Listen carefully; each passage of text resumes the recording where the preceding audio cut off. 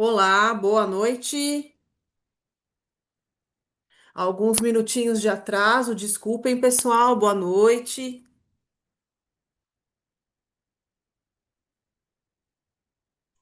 Boa noite, professora Cíntia. Tudo bem? Tudo bem, graças a Deus. Vamos lá para um encontro do Geneumo, né? Mais um encontro do Geneumo e o mais legal de tudo hoje é que é o 10º encontro do Geneumo. Hoje é reunião number 10. Olha que legal. Estamos indo bem. Exatamente. 10 é número de craque, hein? Ah, então é verdade, 10 é número de craque. Nós vamos falar sobre isso hoje, né? Sobre essa parte de Exatamente. desempenho esportivo, como sempre, né? Para Pessoal, boa variar. noite a todos. Vou dar uma boa noite aqui para todos. Deixa eu só ver se está no YouTube ok. Está. Se entramos aqui ao vivo, tudo ok aqui. Bem-vindos, seja muito bem-vindo, seja muito bem-vinda a mais uma reunião do Geneumo. O que que é Geneumo? Você que chegou agora. Caiu de paraquedas no Geneumo, Grupo de Estudos em Neurociência do Movimento. Quem promove o Geneumo? O Instituto Fisioterapia Liberta, que é uma escola de educação continuada. Eu, professora Cíntia, e o professor Paulo somos professores do Instituto Fisioterapia Liberta e cá estamos nós para discutir neurociência de ponta, neurociência fascinante, interessante, importante para você em relação aos seus conhecimentos e em relação à sua prática clínica. Seja você o profissional de saúde ou educação que você seja. Você vai ver que você consegue transpassar esses conceitos de neurociência para a sua prática clínica e nós vamos falar de uma forma um pouco mais expressiva, um pouco mais específica sobre isso. Antes de começar, eu vou deixar o professor Paulo dar as boas-vindas, né? Dar o boa noite também. Tá o mudo o seu. Não, tá tudo bem, que eu estava ajeitando aqui, tentando ajeitar aqui a luz aqui, mas daqui a pouco eu ajeito isso aqui. É que eu tô achando, a minha câmera tá. Eu tô achando que eu não tô, a luz não tá legal, né?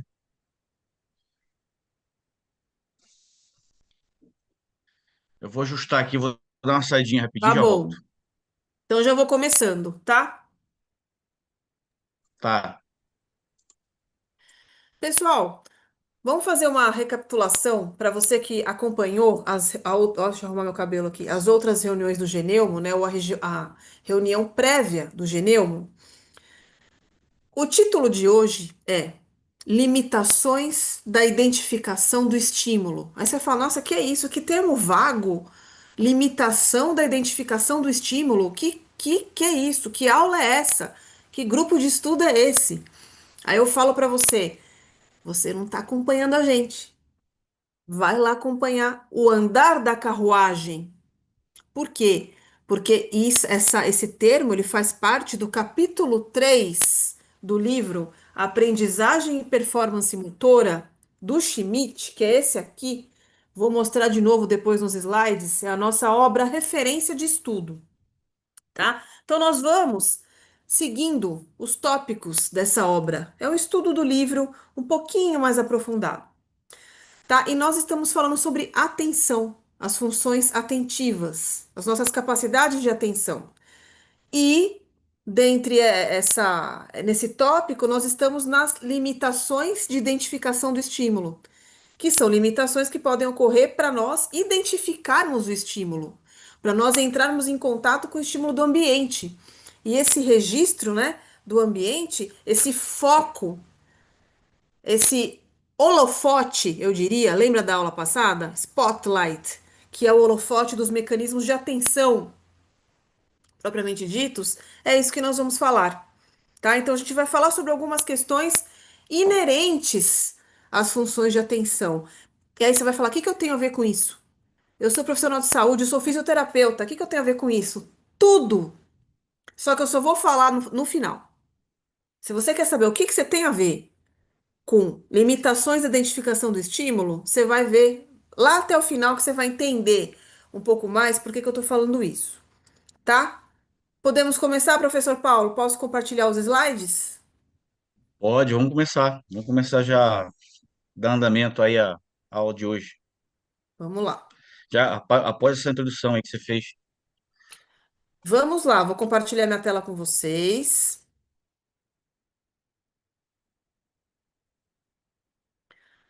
Antes de compartilhar a tela, eu quero falar um negócio. Eu quero falar com você que não está ao vivo. Você fala, nossa, eu não estava aquele dia ao vivo, e agora? Então, eu deixei esse comentário para você, que é uma coisa que eu falo toda aula, toda gravação minha. Quando é aula gravada, eu faço questão de falar que eu estou gravando esse conteúdo para você. Não importa o ano que você está acessando esse conteúdo, não importa o momento de vida que você está acessando esse conteúdo, não importa o local onde você está tendo acesso a esse conteúdo. Então, quando eu estou falando aqui, quando eu preparo as aulas, quando eu preparo as informações, quando eu preparo a linha de raciocínio, quando eu me dedico para construir uma linha de raciocínio que seja importante para que você aprenda a atender seu paciente, e eu gravo isso numa aula, eu já estou gravando para você. Esteja onde você estiver e esteja no tempo em que você estiver. Você pode estar ouvindo essa aula daqui a 5 anos. Nós estamos agora em 2025.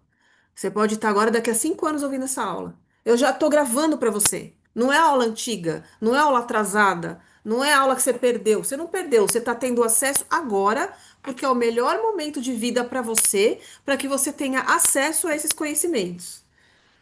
Então, por isso que valorizamos muito quem está ao vivo conosco, valorizamos muito quem está ao vivo no YouTube, valorizamos muito os nossos alunos, em especial os alunos do curso de extensão, mas do Instituto Fisioterapia Liberta, mas você que está vendo a gente depois de um tempo também, essa aula também foi gravada para você, tá? Vamos lá.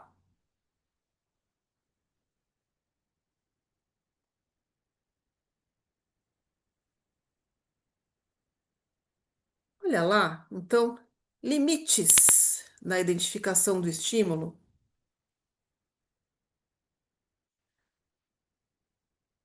Tudo bem? Vocês estão vendo o slide? Me dá um ok aí se está tudo bem, se dá para ver o slide? Tá tudo bem, tá perfeito. Tudo bem.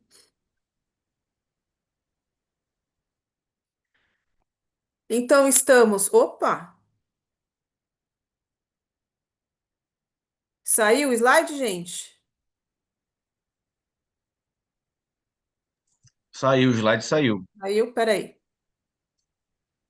Ele saiu aqui para mim. Espera só um pouquinho. Voltou. Eu vou fazer uma correção aqui ao vivo. Quem sabe faz ao vivo. Já diria o nosso querido Faustão. Olha lá. Salvar e vamos colocar. Que eu corrigi aqui? A data, o dia da semana do Geneumo, tá? Que devido a atribuições profissionais, eu e o professor Paulo realocamos as reuniões do Geneumo para sextas-feiras, tá? Sabe aquela coisa, sextou? Uhul, sexta-feira? É dia de grupo de estudo, tá? Desculpa, é dia de grupo de estudo. A gente estuda neurociência do movimento. Então, lembrando, é uma transmissão ao vivo, é um conteúdo que está disponível pela plataforma Zoom e vocês podem entrar com a gente no Zoom. Então, não é uma plataforma fechada que está só eu e o professor Paulo e vocês somente assistem pelo YouTube. Não. Tem uma diferença entre Zoom e o YouTube. Qualquer pessoa pode nos acessar pelo YouTube. O conteúdo ele vai ficar disponível. Então, você pode ver depois como eu acabei de falar. Agora você fala, mas para que eu vou no Zoom? Você vai no Zoom se você quiser certificado de participação, porque é um grupo de estudos, tá? Então você solicita o seu certificado de participação em horas complementares. Para cada reunião, nós fornecemos um certificado de 2 horas. Então, a gente tem a cada 5 reuniões, é uma média, né? A gente tem um certificado de 10 horas. Então, você precisa se inscrever no Geneumo. A partir dali, você vai assistir às aulas conosco e depois de 5 reuniões que você assistir, não precisam ser seguidas. Você apenas assistindo às 5 reuniões e já completou a quinta, também você recebe por e-mail o formulário de solicitação do certificado. Você entra lá e coloca os dias que você estava conosco. Que a gente vai checar, né? Os alunos que estão presentes, nós checamos as datas corretas. Se for deferido, se tá tudo beleza, você recebe o seu certificado de participação, tá? Em seu e-mail. Então, lembrando, o Zoom é para isso. Você também pode entrar no Zoom. E ainda tem, rapidinho aqui, ainda tem uma outra questão do Zoom, que não é só para você que quer certificado, é para você que já é nosso aluno. O Zoom serve para que você, aluno de extensão, ao momento que você quiser, você pode tirar dúvidas comigo e com o professor Paulo. Ah, mas você está falando sobre atenção, eu quero tirar dúvidas sobre Alzheimer. Não tem problema. Você quer tirar dúvida do curso de controle motor? Você quer tirar dúvida do curso de capacitação em demência? Você quer tirar dúvida com o professor Paulo sobre capacitação no futebol? Pode entrar no Zoom. Ao final da reunião, a gente solicita quem levanta a mão, quem quer falar, quem quer comentar, quem quer fazer algum elogio, alguma crítica e tirar dúvidas, tá? Então, é um espaço que nós disponibilizamos. Apesar dos cursos serem online e dos nossos cursos serem plataforma EAD, nós estamos em contato direto, em contato próximo aos nossos alunos. Então, nós disponibilizamos quinzenalmente um momento onde eu e o professor Paulo estamos à disposição para que você possa entrar ao vivo com a gente para tirar dúvida. Não só mandar e-mail, não só mandar recado, mas ao vivo, tá? Então, o Zoom também serve para isso, plataforma Zoom. Agora, se você está aqui porque quer aprender mais, você não liga para certificado, ainda não é nosso aluno de extensão, pode nos acompanhar pelo YouTube às sextas-feiras quinzenais, às 20 horas. Público-alvo: estudantes e profissionais de saúde de uma forma geral, porque tem a área mais específica, né? Lembrando que a participação é gratuita e o conteúdo fica disponível no YouTube para todo o sempre, tá? Lembrando aqui, como eu já falei, a cada 5 reuniões, certificado de participação, e vocês vão receber o formulário para pedir o certificado por e-mail. Por e-mail, todos os inscritos no Geneumo recebem o formulário de solicitação de certificado, tá? Obra referência, aprendizagem e performance motora. Ali tem o nosso link da Amazon para quem quiser ver, tá? Para quem quiser ou adquirir ou dar uma olhada no livro, tá bom? Que a gente está estudando. Nós estamos no capítulo 3. E vamos lá! Sem mais delongas, essa figura, não, esse vídeo eu deixei para você, na última reunião, na reunião número 9, quando eu falei, olha, pensa nos sistemas atencionais como holofote que se alterna, o foco alterna, a priorização do estímulo alterna, a seleção do estímulo alterna. Então é como se fosse, né, o cérebro ele gerencia essa alocação dos recursos atencionais de forma a priorizar certos estímulos a outros em determinados momentos nossos do dia, né, da vida. Tá? Então, só para a gente relembrar, e aí a gente vem com alguns conceitos. Deixa eu só ver aqui que me chamaram para cá. Tá. Só para ver alguns conceitos, onde vamos entrar para cá sobre o tamanho dos recursos atencionais. Será que essas capacidades são limitadas? A gente estava falando sobre isso. Lembra da teoria do gargalo que eu comentei na última reunião? Se você não viu, vai lá olhar. Aula 9, tá? O que é atenção? A gente tem várias teorias, nós temos vários modelos atencionais que explicam as capacidades de atenção. Eu não vou falar aqui todos os modelos. Aí você vai me falar, mas eu quero saber todos os modelos. Aí eu te falo. Curso Cognição e Movimento. No curso Cognição e Movimento, que é um curso de extensão, nós temos um módulo ali, a gente tem algumas aulas intituladas Funções Atentivas. Aí lá eu dou detalhes, tá? Aqui não é o momento. Mas nós temos essa capacidade limitada. Agora, como que esse estímulo ele é captado do ambiente para o cérebro, para o sistema? E o que que isso pode ocasionar em relação a limites? Será que nós temos limite de captação do estímulo? Porque a capacidade é limitada, aí tem uma hora que o estímulo não consegue ser captado pelo nosso sistema nervoso. Como é que é esse processamento? Então, o que que os neurocientistas comentam? Esse processamento ele é em paralelo e ele é em série. ambos os processamentos coexistem. Então, você tem estímulos que vão em sequência, e você pode ter estímulos que são processados ao mesmo tempo, e é este ínterim que o autor ele contempla no trabalho, no livro dele, Aprendizagem e Performance Motora, tá? Professor Paulo, tudo bem? Você entrou agora? Isso. Pedi só para mutar o microfone. Não, eu peço desculpa, eu não peço desculpa que meu computador simplesmente apagou do nada, assim. Então eu tive que reiniciar tudo aqui. Sim, você comentou, Não eu vi sei o que que aqui. foi, pode ser alguma coisa aqui do próprio computador, mas eu peço desculpas aí a. Vamos lá? Então vamos. Então, o que é dito? Deixa eu só comentar aqui, deixa eu só ver se a minha imagem está aparecendo, porque eu não estou vendo.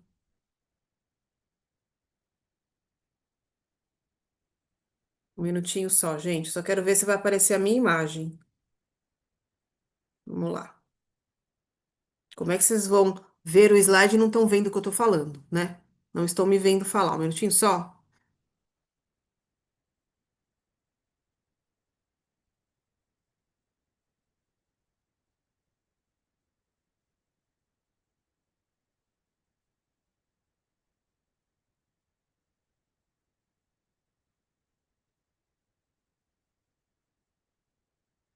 Não aparece mais o slide aqui para mim. Eu acho que não aparece para vocês também, né? Vou colocar de novo.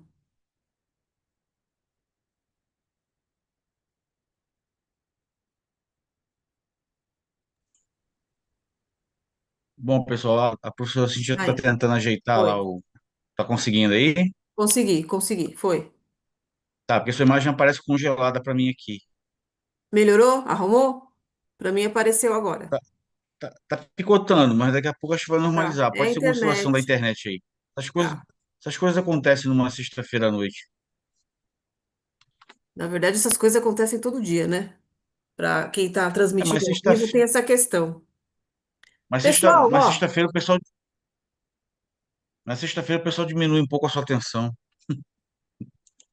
Pessoal, vamos dar uma olhada lá nesse vídeo que eu estou colocando para vocês, que é só para ter uma ideia do processamento em paralelo. O que que é falado? Que algumas informações no cérebro, e que isso é um pouco óbvio, intuitivo, né? Mas a gente comenta do ponto de vista teórico, elas podem ser processadas em conjunto, sem interferência.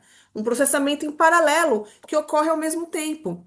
Então, os mecanismos de atenção podem ser alocados para algumas informações ali paralelas, em processamento paralelo. Não estou dizendo que nós processamos todos os estímulos ambientais, todos ao mesmo tempo, de uma forma ok, não é assim. Algumas informações podem, depende muito da similaridade entre elas. Quando essas informações são mais similares, esse processamento ele é mais fácil de ser executado do que informações muito antagônicas, informações muito diferentes entre si. Vocês vão entender melhor o que é essa interferência, principalmente na aula que vem, que a gente vai falar sobre a interferência das tarefas. Alô? Reabilitadores, tá? Prestem atenção. Então, esse processamento pode ser em paralelo, que é discutido, né? E, vamos passar adiante. Exemplo que é colocado no livro: cor e forma de objetos. Aqui eu coloquei uma fruta, cor e forma de frutas. Então, por exemplo, você está olhando para o morango, você sabe a cor que ele tem, você está vendo a forma dele, a cor da folha. Então, são algumas informações visuais, no caso aqui, que você está retirando de uma figura que se pode processar isso ao mesmo tempo. Você não está olhando só a cor. Aí agora eu vou processar só a forma. Aí agora eu vou processar só o fundo. Agora eu vou processar, eu vou lembrar do gosto do morango. E aí eu não vejo mais o morango. Agora eu vou lembrar do cheiro do morango e não ver que isso envolve memória. Então lembrem que eu falei que os mecanismos de atenção e os mecanismos de memória são primos, né? Então, e caminham juntos entre si a ponto de muitos conceitos teóricos serem, qual é a palavra? Confundidos, interpelados, conceitos que são conjuntos entre si de vários termos. Então, memória, principalmente memória operacional, atenção. concentração, função executiva. Tem vários conceitos em neurociência que se interpelam, mas não tem nada a ver com o assunto de agora. Então, processamento em paralelo, você tem várias informações ali que são processadas para você. Exemplo, né? E aí tem umas coisas interessantes a gente considerar. O que que o autor coloca aqui para nós? Que esse efeito em paralelo, ele é demonstrado que ele pode ocorrer, mas que existem algumas minúcias, algumas peculiaridades em relação a alguns estímulos de atenção, onde nós precisamos processar esses estímulos com um tempo diferente, com tempos diferentes entre si.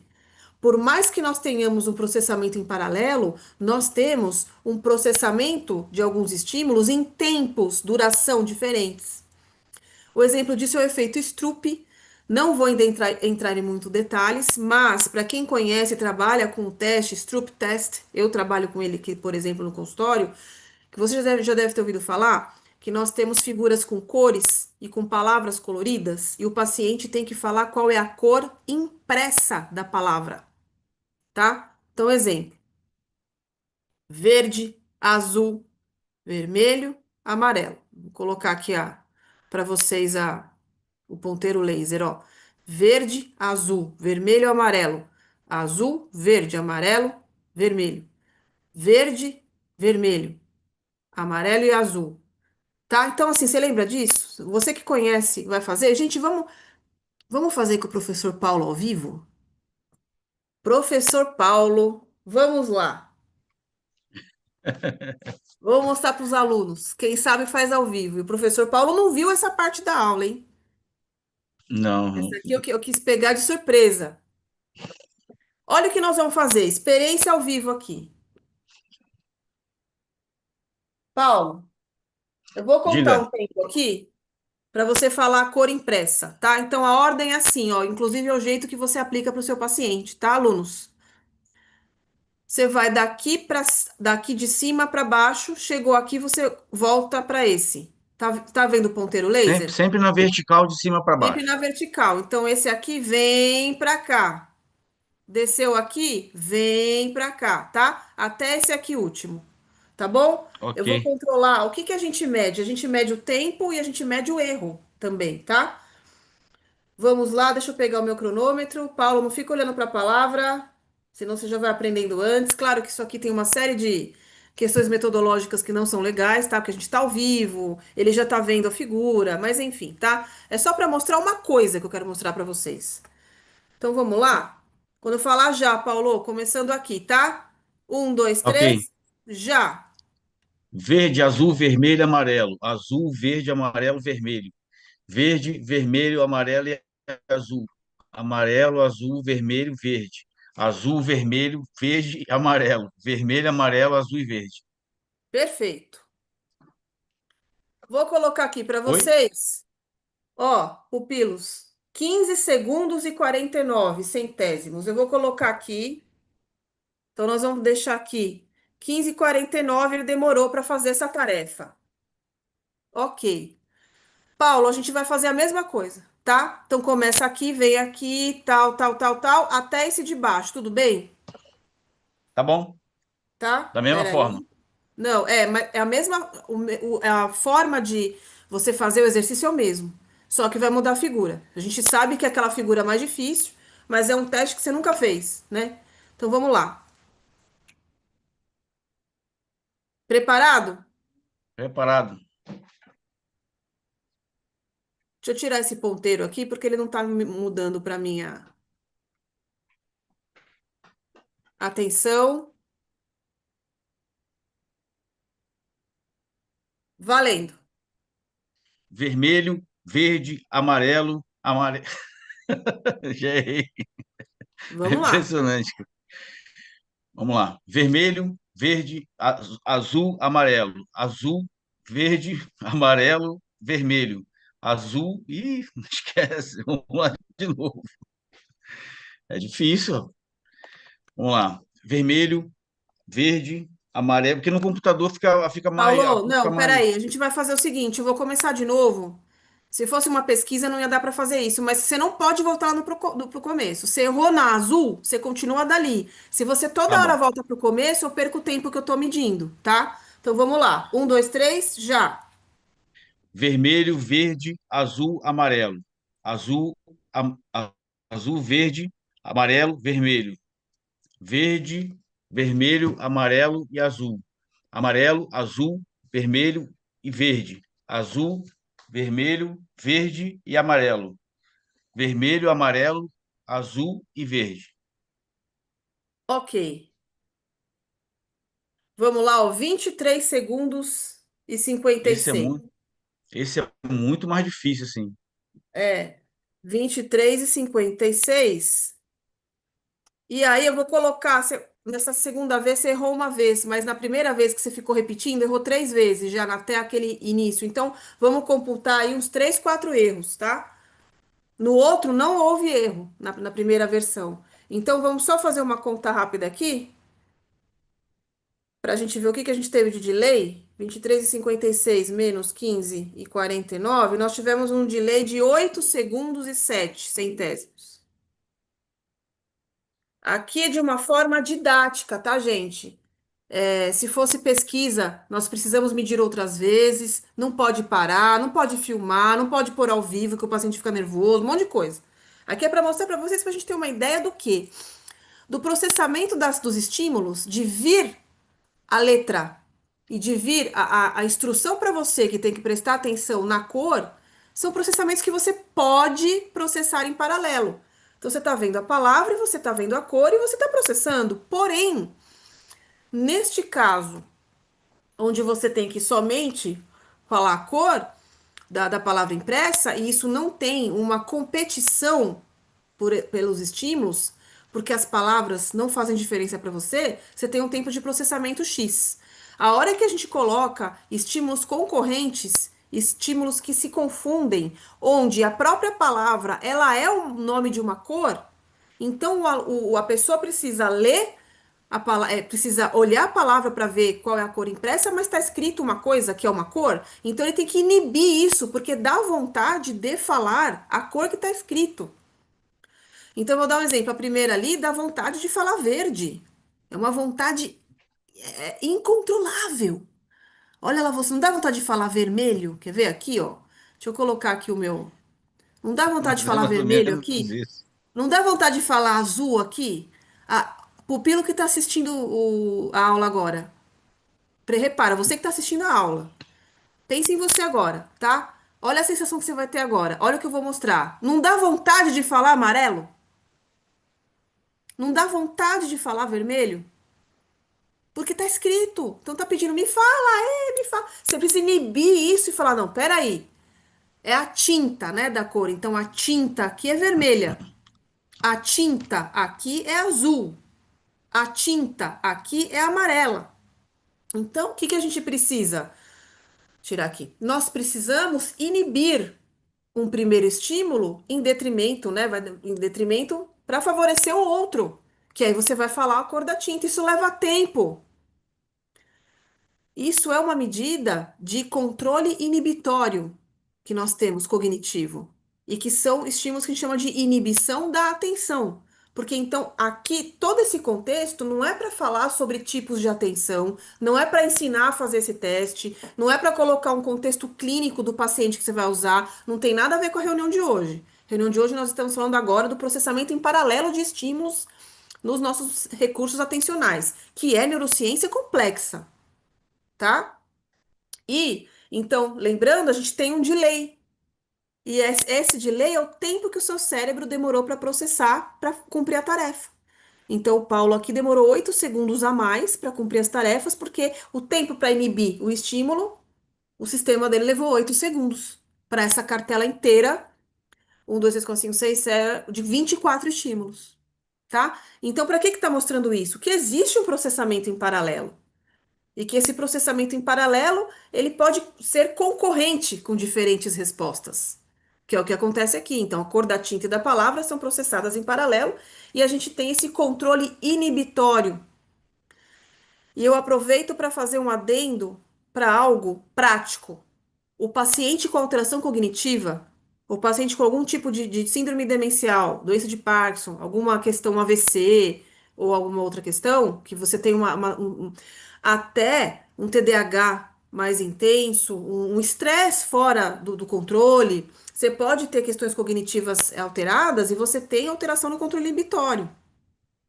Você tem essa medida assim diferente.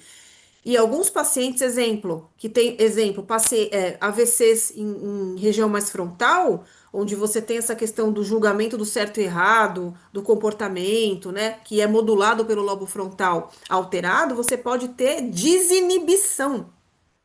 Então, o controle inibitório fica diminuído, não tem inibição.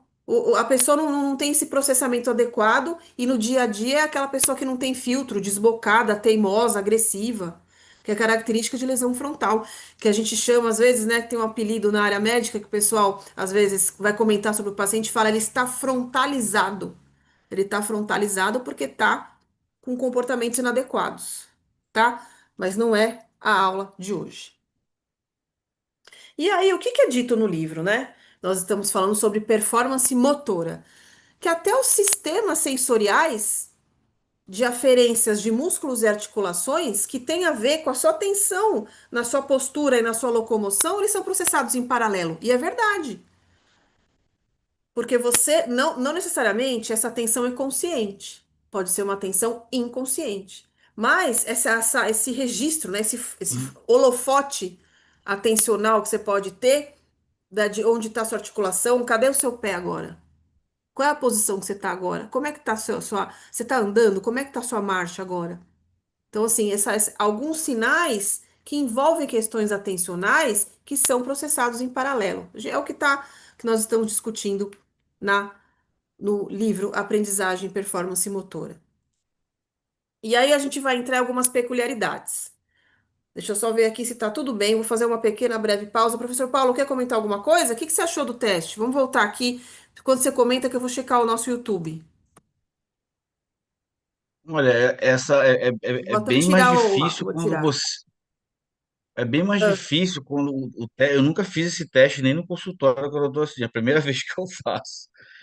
E assim, é bem difícil o segundo teste porque você é induzido a ler, né, o nome da cor. Você não lê, não vem na sua cabeça num milésimo de segundo assim a cor que você tem que pronunciar.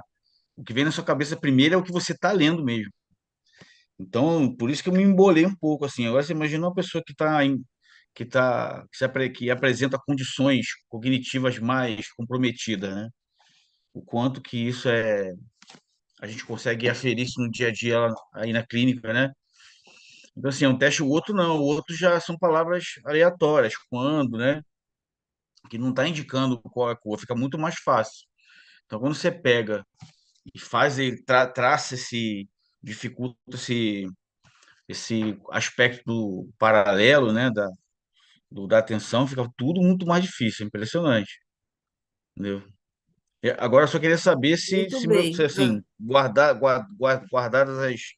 os detalhes que você falou, que não é um teste oficial, vamos dizer assim, eu quero saber se foi razoável, pelo menos. Não, foi razoável. As pessoas têm um delay mesmo, mas não dá para a gente comparar, porque metodologicamente falando, não está adequado. A gente não está em situações Não, eu confortáveis ali, sei, harmônicas, mas tudo bem. As pessoas guardados esses, têm alguns delays de alguns segundos mesmo. Tá tudo bem. Isso guardados quando, esses detalhes, assim, eu fico tranquilo para dormir. né, a gente tem alguns delays muito sérios, né? E aí são outras questões envolvidas, né?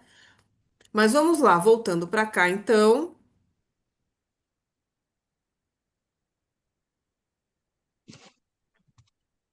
Posso ir aqui? Tá vendo o slide, Paulo? Tudo bem? Pode, tô vendo, pode ir. Vamos falar de coisas legais de neurociência agora. Olha que louco! Tem coisas de loucuras neurocientíficas. E a frase, quando eu falo olha que louco, é legal que essa frase olha que louco eu falo em toda a aula.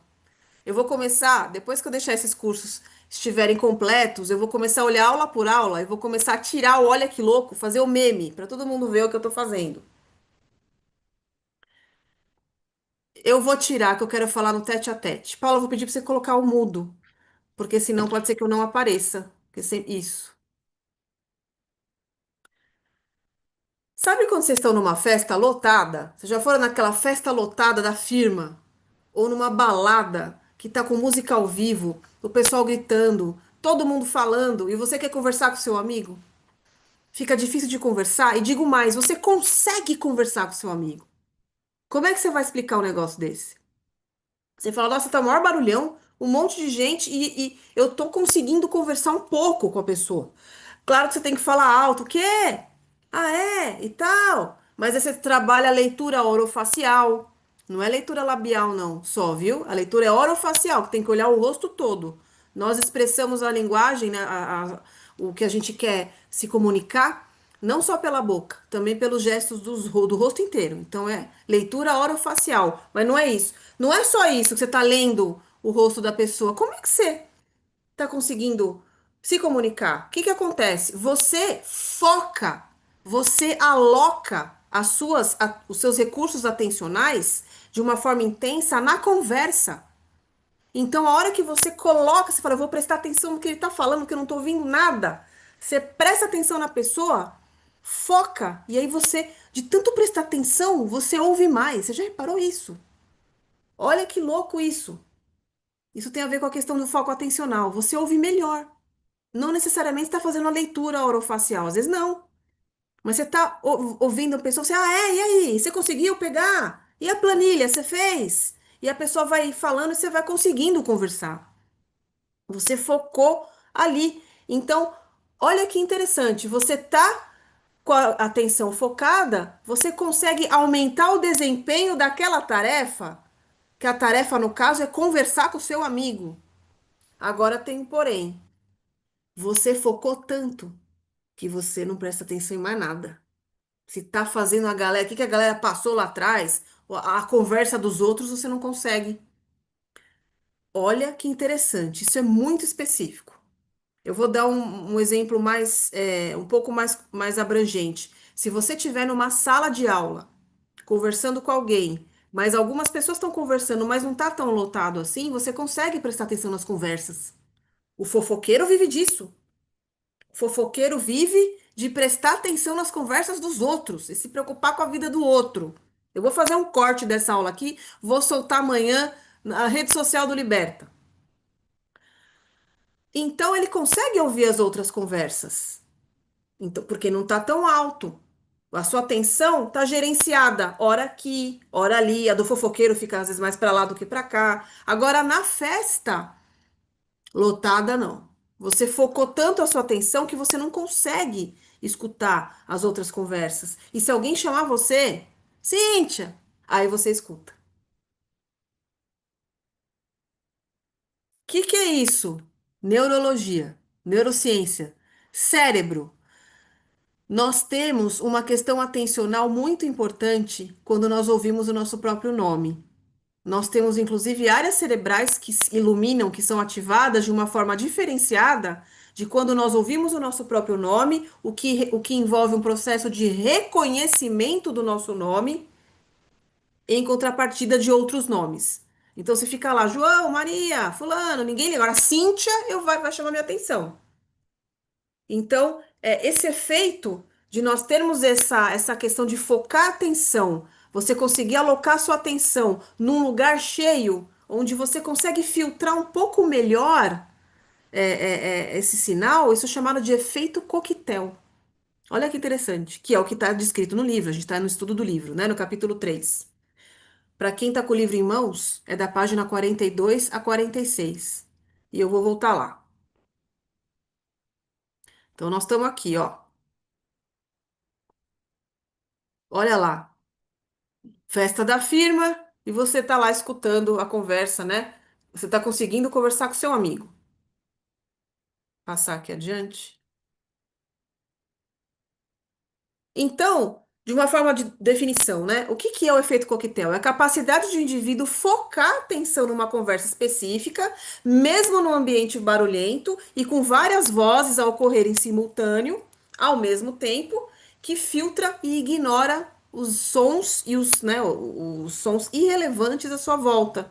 Então, é uma forma de você ignorar o que é irrelevante e focar ali na conversa, no ambiente lotado de pessoas. Esse é o efeito coquetel. Porém, olha o que é descrito, né? Que está na obra aqui. Mesmo algumas características não atendidas do processamento, que são questões fora do contexto, elas são processadas em paralelo. Aí é que está o contexto da aula de agora. Nós estamos falando em processamento em paralelo, com outras informações atendidas no estágio de informação, que é o que? A conversa. Então, o blá blá blá que você está interessado são informações que, ok, mesmo você filtrando isso e desdenhando informações que são ignoradas, que são irrelevantes para você, você pode de vez em quando, opa, me chamaram lá atrás, né? Lembrei da Maitê, né, Paulo? Que falou assim pra você, me chamaram meu nome lá no parquinho. Vamos contar uma da nossa filha agora? Eu vou pedir pra você contar. Eu vou pôr o mudo aqui. Antes de você contar, eu só vou fechar esse raciocínio. Então, o efeito coquetel é essa capacidade de focar na conversa específica, mesmo com o evento barulhento. Você está inibindo estímulos irrelevantes e mesmo assim, no momento você pode, questões não atendidas, você pode acabar alocando a sua atenção para lá de uma forma temporária. Exemplo, o chamamento do seu nome.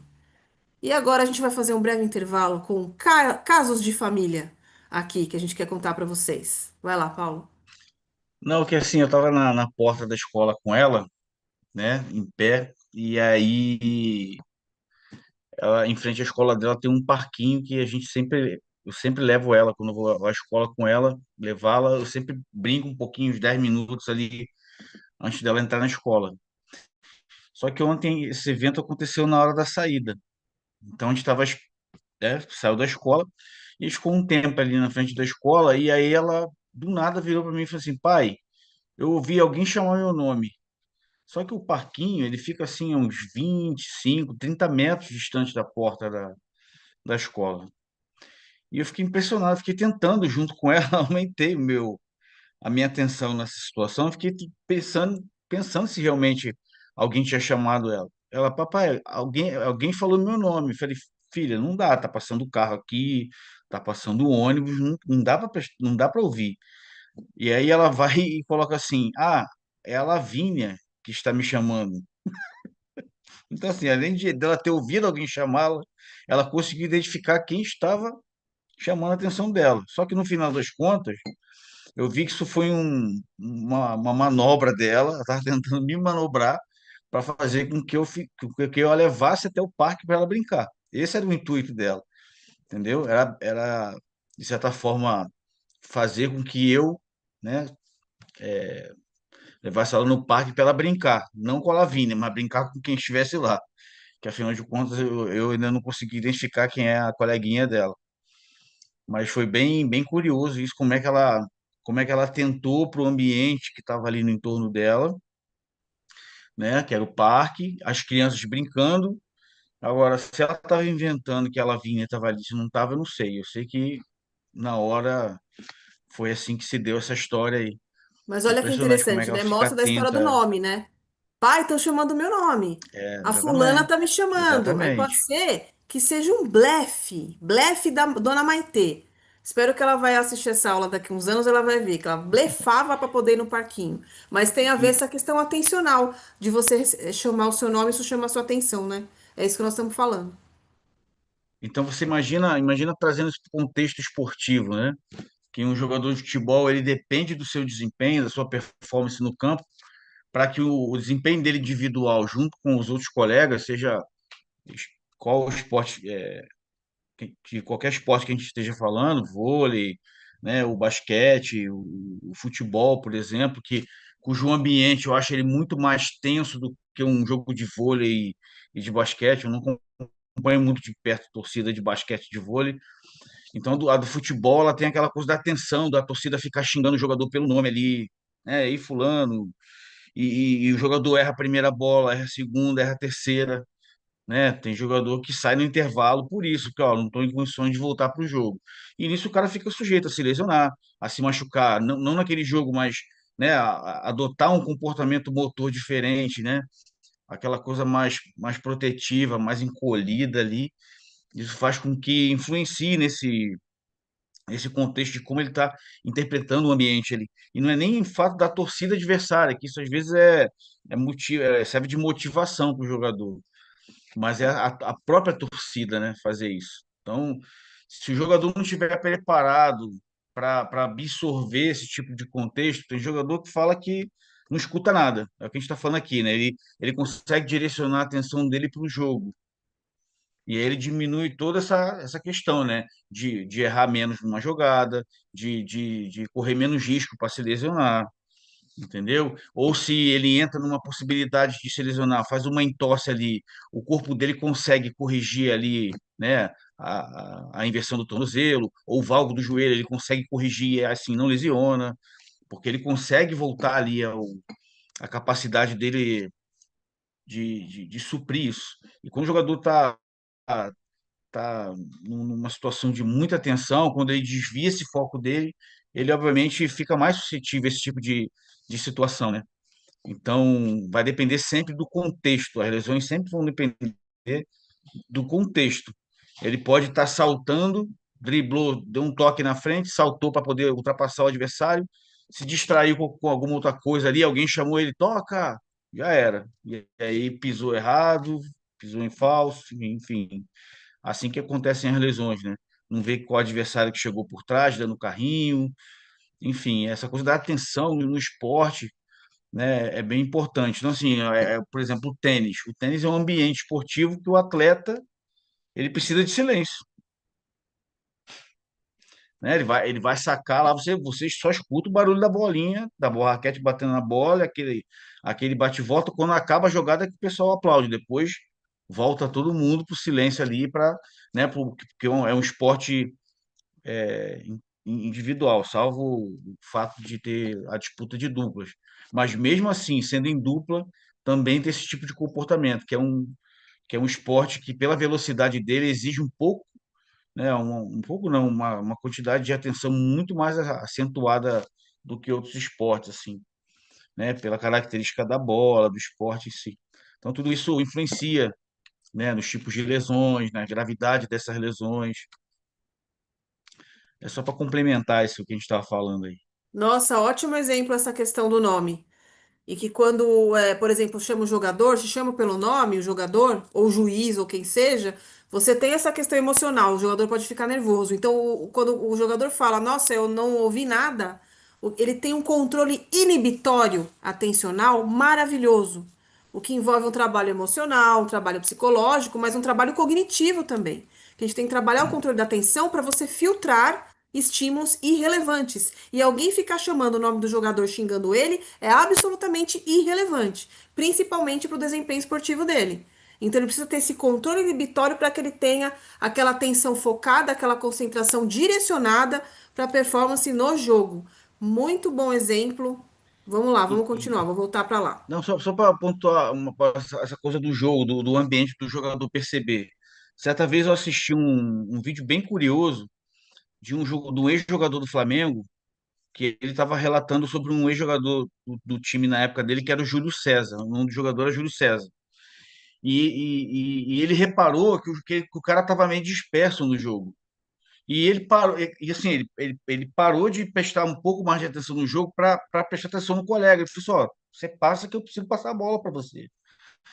Aí, quando acabou o intervalo, ele virou e falou assim: pô, eu vi que você estava ali olhando para geral, para a parte do estádio ali, tava falando, eu falei assim: não, porque eu vi uma menininha bonitinha ali e eu estava tentando passar o número do telefone meu para ela. Então você vê, o cara se distraiu totalmente, porque era uma região muito próxima do campo, né? E ele se distraiu com. Então você vê, tem jogador que realmente fica ligado no que está acontecendo lá, tudo bem, é uma coisa muito aleatória assim, mas é uma coisa que pode acontecer, é mais difícil. Hoje em dia, para o futebol é muito mais profissional, a exigência, o nível é muito maior, mas é bem curioso, né? Como é que o atleta ele pode dispersar de alguma maneira e isso vira prejudicá-lo de alguma forma no seu desempenho, aconteceu alguma lesão. Muito bem. Vou voltar lá para o slide, pessoal. Vamos lá.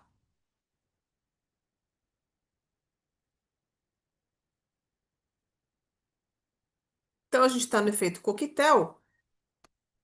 E a gente vai para um outro conceito que é dito na obra, né? Aprendizagem e performance motora, sobre a cegueira inatencional. E aí vem o olha que louco de novo. Essa figura é a figura do livro Aprendizagem e Performance Motora, que é só um experimento feito na década de 90. Esse é o experimento original, eu vou explicar para vocês o experimento. Pera aí, vamos no tete a tete de novo. É estranha essa figura, né? Se você falar, o que que é isso? Então vamos lá. A grosso modo, tá, gente? Tem dois times de basquete, um com camisetas brancas e camisetas pretas. E aí, as pessoas estão assistindo o vídeo do pessoal jogando basquete. Aí você tinha exemplo, contar quantas cestas o time branco fez, por exemplo. Ou quantas passadas de bola tiveram entre as pessoas no time branco. Você tem que prestar atenção nisso, tem que contar isso, tá? Valendo, um, dois, três já. Aí solta o vídeo. Alguns minutos ali. E você tem que prestar atenção nisso. Nesse meio tempo, passa um gorila ali atrás. Ainda faz assim, ó, na galera. E aí eles querem ver se as pessoas viram isso. Esse experimento é muito conhecido. Esse experimento foi replicado, inventado, né, adaptado com várias questões. Aqui no Brasil também fizeram. Em emissoras fizeram isso para ver se a pessoa vê. Não sei se vocês já procuraram algo sobre isso. Mas o fato é que as pessoas que estão prestando muita atenção naquela tarefa, eles não viram o gorila. Passa um gurilão lá e nem. E vocês vão ver que o cara fantasiado, ele tá com uma fantasia que não é tão discreta, tá? E as pessoas não veem. Você fala, mas por que que acontece? Mas tá tão óbvio. Aí eu vou um pouco mais além. Ai, mas eles não estão enxergando? Ah, mas que burros. Eu teria visto. Tá tão fácil de ver.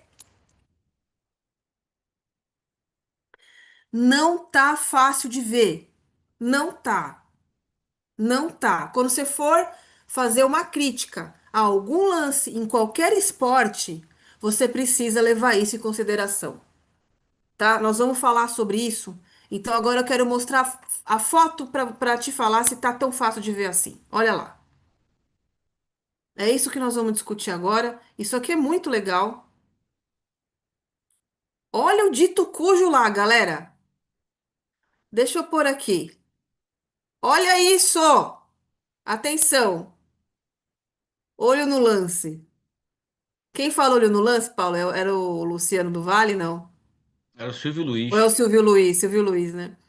Ó o dito cujo aqui. O pessoal e ele passa aí, vai embora e tem gente que não viu porque tá contando os passes da galera do basquete, tá? Que é isso? Olha como o cérebro é incrível. Olha o que são as alocações dos nossos sistemas de atenção. Deixa eu tirar aqui. A alocação dos nossos sistemas de atenção. Por quê? Houve uma negligência daquele estímulo. Nós podemos negligenciar características aparentemente óbvias. O gorilão é óbvio para todo mundo no nosso ambiente quando nós estamos envolvidos na busca visual atenta. Se você está buscando, se você está com rastreio visual, prestando muita atenção, onde você precisa de um desempenho muito considerável, você acaba negligenciando outros estímulos que são óbvios. E isso é bom e isso é ruim. Em muitas circunstâncias. Isso pode ser bom. Eu vou dar um exemplo. Eu vou dar vários exemplos. Primeiro eu quero colocar aqui essa figura. Ó, veja, tá vendo o pessoal aqui?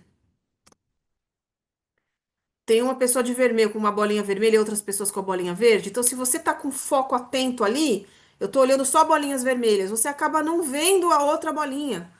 Desculpa, você só tá olhando as bolinhas verdes, você não vê a pessoa que passou. O que que o autor Schmidt comenta no livro? Às vezes você tá procurando alguém na rua, você já deve ter passado por isso, porque isso é uma situação comum. Eu vou dar nomes fictícios, tá? Você tá procurando uma amiga chamada Adriana. Aí você fala, vou procurar a Adriana, naquela multidão. Cadê a Adriana? Cadê a Adriana? Aí passa a minha amiga chamada Paula, que é minha amiga também, que também vai se encontrar comigo, mas eu não tava procurando ela, eu não vi ela. Eu não a vi. A Paula passa por mim. Cíntia, oi. Ela precisa acenar, você não tá me vendo? E eu não tava vendo a Paula. Por quê? Porque eu tô procurando a Adriana. Como assim? Eu tô com meu foco de atenção direcionada na multidão, e aí a minha amiga apareceu, eu não vi, porque eu tô procurando a outra. Então a gente acaba negligenciando fatos, ou quando aparentemente, né, outros fatos são óbvios e você deveria ver e você não viu. Vou falar mais sobre isso.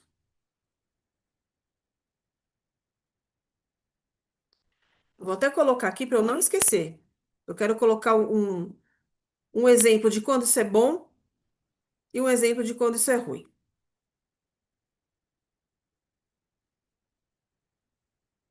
Coisas importantes a se falar, naquele experimento do gorila, por exemplo, né? Então, se você não tem a tarefa de contar bola, você só apenas olha o vídeo, assista esse vídeo para mim, por favor. Você está assistindo, não precisa contar bola, não precisa prestar atenção em nada. Você vai ver o gorila.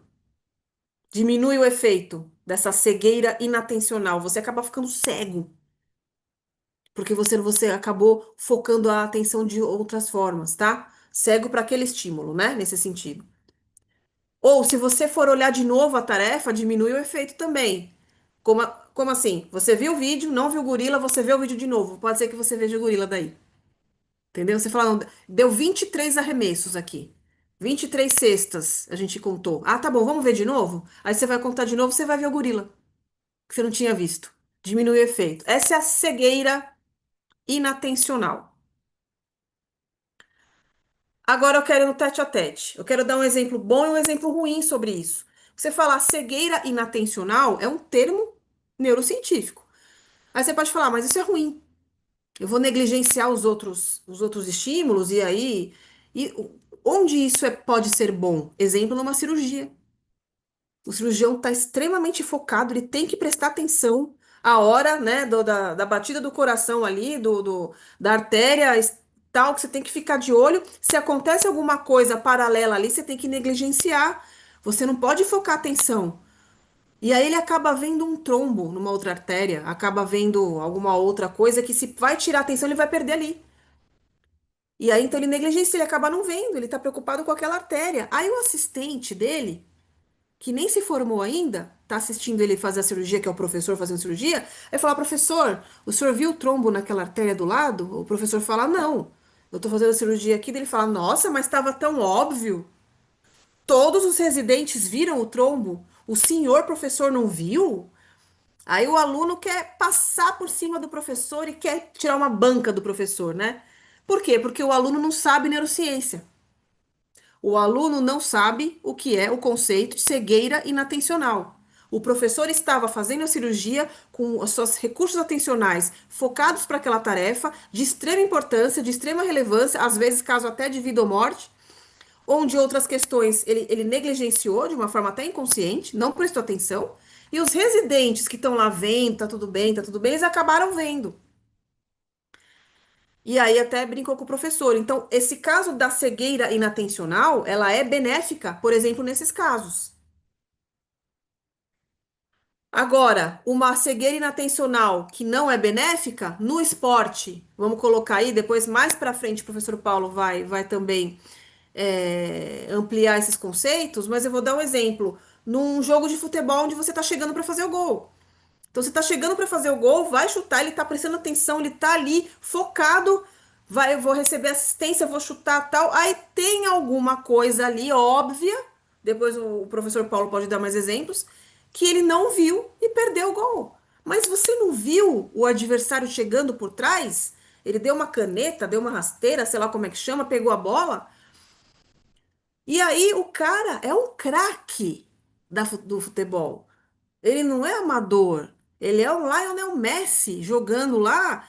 E aí, o cara que é amador, que joga um futebol lá, amador, medianão, tá na casa dele, vem e fala: Nossa, o Messi perdeu esse gol, mas até eu fazia, até minha avó faria. Tava tão óbvio. O cara lá, o adversário deu a caneta lá e tal, ninguém viu. Ele não viu? Não viu. E não era pra ver. Porque ele é o Lionel Messi. E ele manja de neurociência. E você que está tirando sarro dele, você não sabe. O que que você não sabe? O conceito de cegueira inatencional. Neste caso foi maléfica. Se ele perdeu o gol, Se ele perdeu o gol, foi maléfica. Se ele conseguiu focar e fez o gol, foi benéfica. Vocês viram a diferença? Então, olha isso. Às vezes é fácil você falar que você não viu. Eu vou chegar mais pra frente ainda mais sobre isso. Mas é isso que a gente quer discutir aqui. Que você pode focar suas questões atencionais quando você tem uma tarefa para cumprir, em especial as tarefas visuais, você pode perder, né, os outros estímulos, você acaba negligenciando e você acaba nem vendo. Eu vou voltar lá para continuar. Paulo, você quer falar agora? Ou a gente espera mais um pouquinho para chegar mais para frente para dar os outros exemplos. Não, espera mais um pouquinho, arremata essa questão dos exemplos, que depois a gente faz algumas conexões entre elas. Tá bom. Então, o que que eu quero falar aqui? Voltando aqui, abriu o slide? Abriu, né?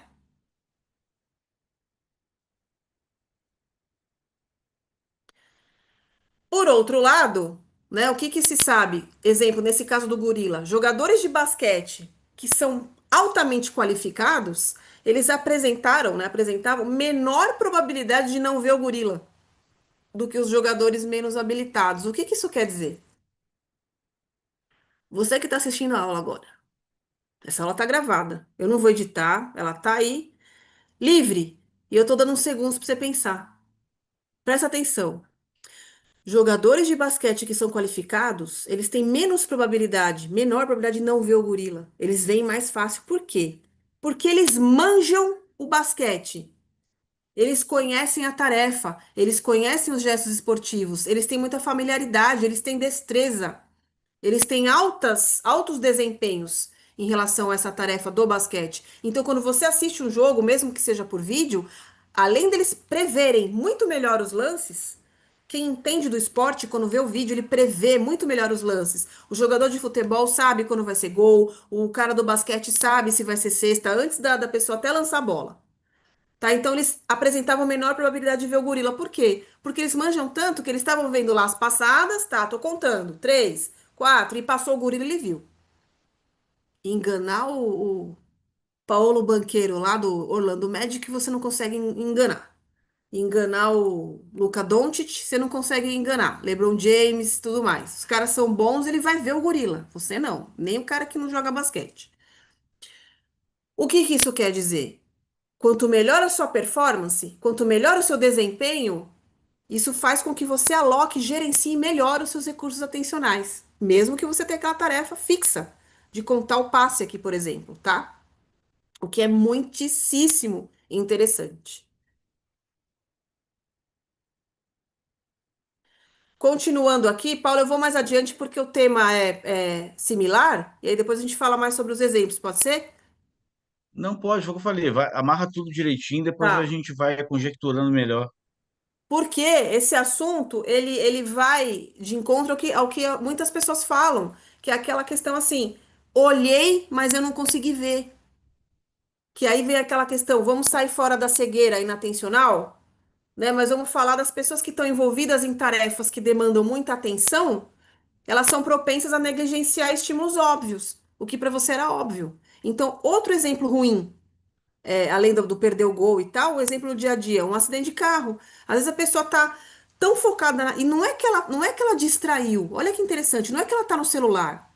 Ela tá dirigindo bem, mas ela tá tão focada na direção, ali nos carros da frente, alguma coisa mais específica ali, que demanda muita atenção, às vezes tá chovendo, a pessoa tá tão preocupada que uma coisa óbvia que ela veria, ela não viu. E aquilo causou um acidente de carro.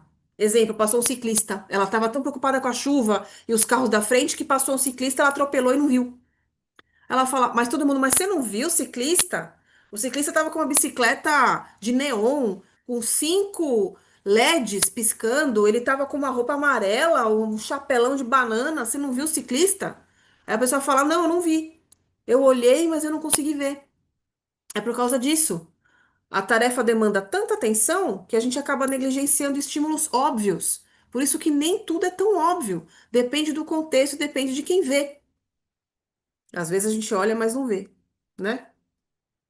Como já tem aí passagens bíblicas, né? Para quem é cristão sabe o que eu vou falar. Quando eu falo, a gente fala olhos de ver, né? Que você tem que ter olhos de ver e ouvidos de ouvir. Então, o olho para ver, porque você tem que enxergar. Não adianta só olhar. O enxergar já é outra questão. Então, exemplo, os mágicos, eles se aproveitam, né, dessa propriedade. Eles focam a sua atenção numa tarefa ali, ó, vocês estão vendo baralho, pessoal? Aí, enquanto você está focado no baralho, ele faz outra coisa e acontece a mágica você não viu.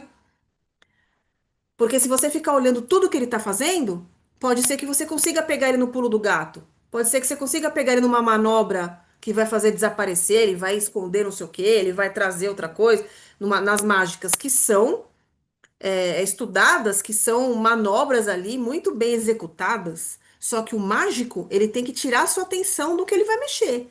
Se ele vai tirar a tampa da garrafa, ele não, o pé da garrafa ali, a base da garrafa, você não pode ficar olhando para a garrafa, senão você vai ver.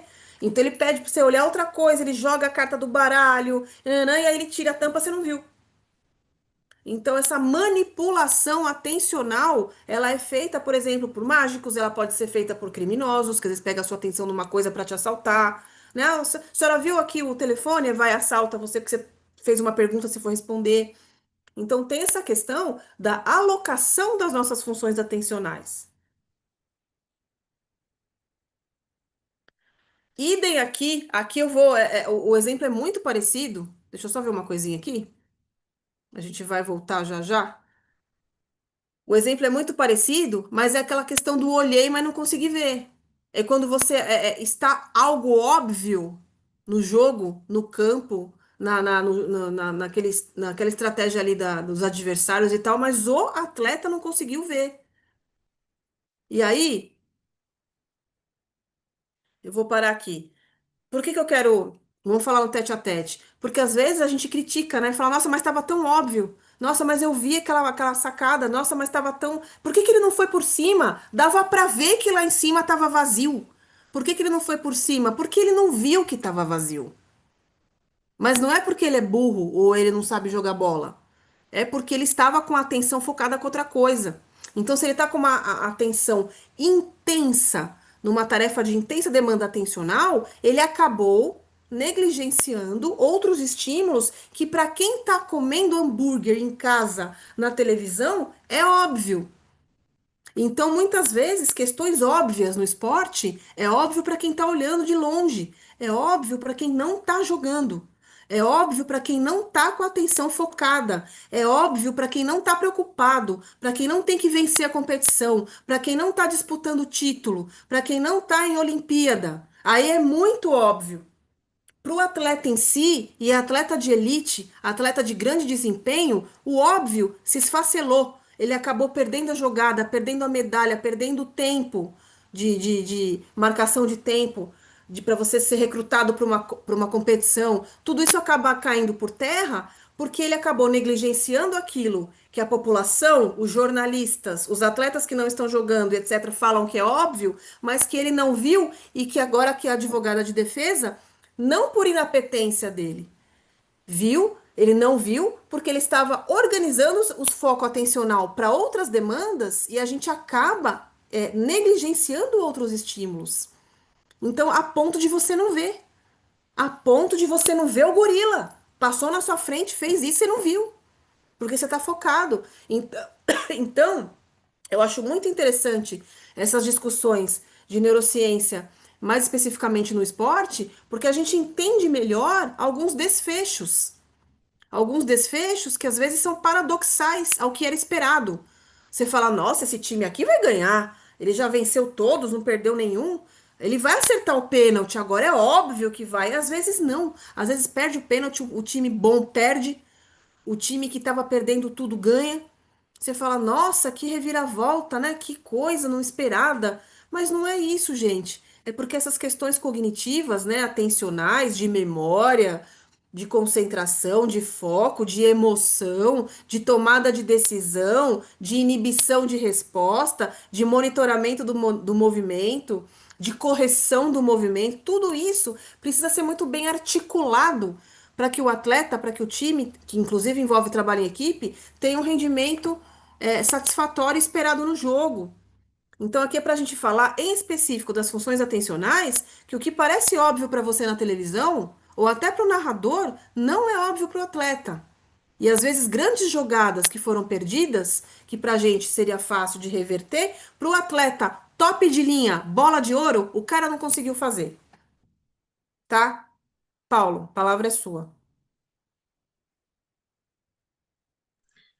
Então, ao longo do tempo, o esporte mudou muito, né? Isso é óbvio. Assim como outras tantas coisas, o carro, o avião, tudo vai sendo modificado à medida que o mundo vai avançando no conhecimento em todas as áreas. E no esporte não foi diferente. É lógico que os atletas, sempre existiram atletas acima da média, né? Atletas extra série, Pelé, Maradona, apesar do Pelé ser um, um ser fora aqui da Terra, né? Eu diria. Mas assim, fisicamente, a qualidade técnica dele, enfim. Mas ele sempre se preparou como atleta, né? Tem outros atletas que têm o dom do futebol ali, como o Garrincha, mas que tinha alguns problemas de saúde e tudo mais. Mas ao longo do tempo, na medida que o futebol foi mudando, né, como eu disse, a partir da década de 70, eu já disse acho que em aulas anteriores, a partir da década de 70, eu acho que todos os esportes começaram a mudar. Se a gente for ver vídeos antigos de vôlei, de basquete, a velocidade aumentou, o tipo de tênis modificou o jeito de jogar, né? Até as informações, né, de patrocínio nas quadras, nos campos, se você pegar tudo muito diferente, isso tudo acaba influenciando em tudo. O atleta ele tem aquela característica de adquirir o costume de criar pontos, né, de referência na quadra para ele poder se situar ali dentro do jogo ou no campo de futebol, né?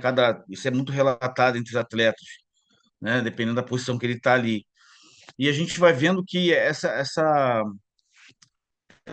evolução, eu acho que ela aumentou muito, muito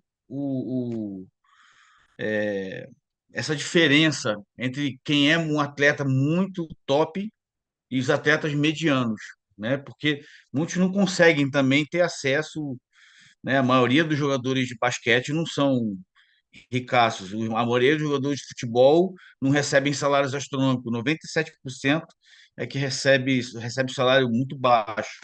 Não é uma realidade de todo mundo, né? Então você acaba tendo várias situações que influenciam no desempenho do atleta. Então é um assunto muito complexo, né, de você trazer e falar assim, como você está falando, o cara que está comendo hambúrguer lá, ele está criticando o jogador que errou uma jogada, né, seja um arremesso, um passe. Eu já fui esse torcedor, ainda sou um pouquinho, mas depois que eu conheci a doutora Cíntia, eu comecei a entender melhor como é que funciona isso, né? Que você vê de um outro lugar, como é que funciona o jogo dentro dessa visão da neurociência, dentro do contexto da ciência, vo- meio que equilibrou isso, assim. Eu me irrito com o passe errado, me irrito com, né? Mas a pessoa comum que está assistindo, vendo hambúrguer, comendo hambúrguer, assistindo o jogo, tomando cerveja, não tem o meu, não vai ter essa visão.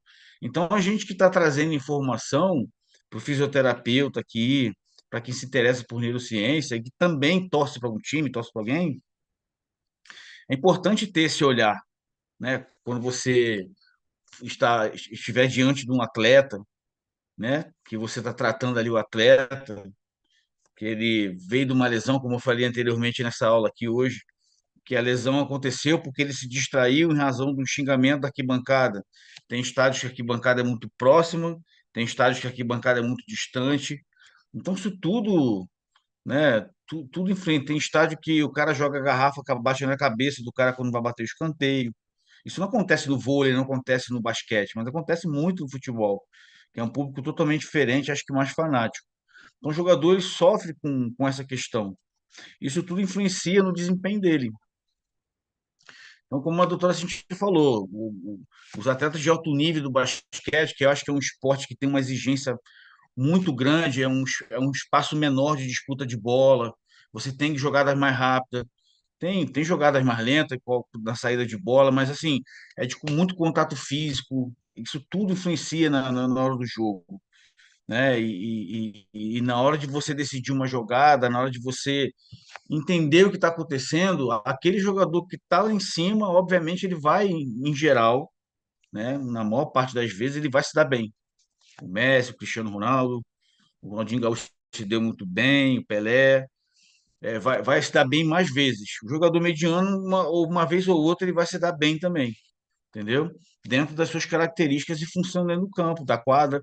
Então, tudo a gente tem que entender que a gente tem que entender esses contextos que acontecem no esporte, né? Dentro do que a gente está falando aqui para na hora de avaliar, né? Na hora de avaliar isso. Muito bem. E que essa questão, então, da alocação dos recursos de atenção são muito característicos quando a gente tem uma função determinada para seguir dentro de uma competição. Então muda muita coisa, né? Não vou me estender mais porque a aula não é sobre isso.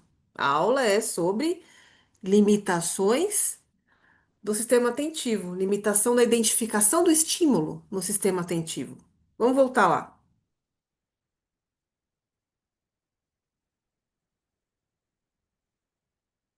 Para finalizar, pessoal, de acordo até com o próprio item aqui no livro que nós estamos estudando, eu quero falar um pouquinho sobre atenção sustentada, que é uma outra forma de atenção.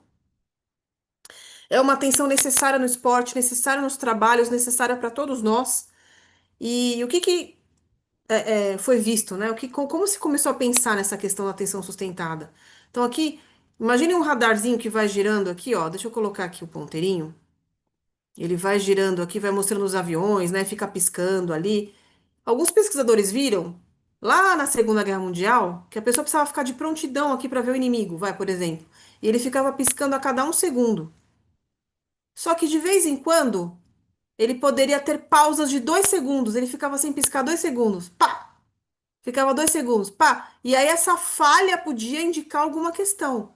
E a pessoa que está observando tem que estar de prontidão para perceber o inimigo, o avião, a bomba, não sei, tá? Mas o que que foi observado? Que até meia hora, até 30 minutos dessa função, a pessoa consegue ter um desempenho legal. Depois que isso, você começa a ter perda desse reconhecimento. Consegue não contar mais aqueles 2 segundos. Dizendo, ai, ele parou 2 segundos, não vi. Nossa, mas eu tô há 3 horas prestando atenção e eu não vi. Por quê? Porque você perdeu desempenho. Por quê? Porque essa atenção ela é sustentada. Você tem uma capacidade limitada de tempo, tá? Você começa a apresentar decrementos de vigilância, são chamados. Você não consegue não perceber mais. Por quê? Porque aquela sustentação precisa ter um tempo, ele exige um tempo hábil para que você tenha um melhor desempenho. Depois disso, não consegue mais. Você precisa parar, precisa descansar um pouco.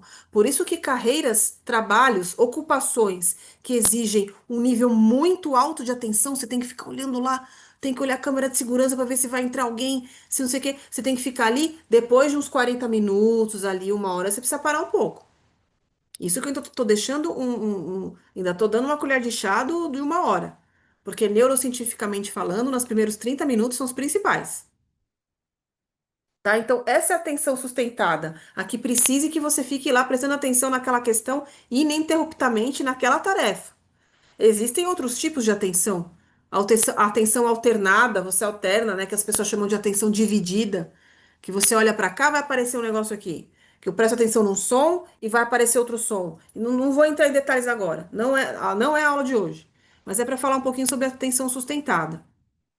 E aí.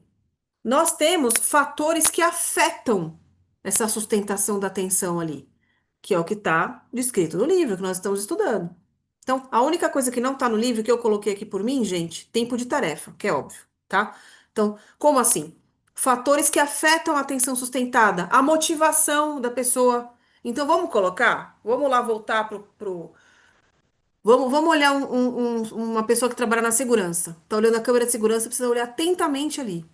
As pessoas estão. Não é uma câmera de segurança à noite que não tem ninguém. É uma câmera de segurança numa loja de amplo movimento e precisa ver se as pessoas vão pegar alguma coisa no mercado, vão colocar na bolsa.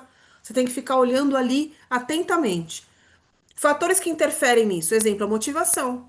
A pessoa tá afim de trabalhar, não tá afim, não tá com um salário bom, tá com um problema familiar, né? Não tá. A atenção dele vai mudar.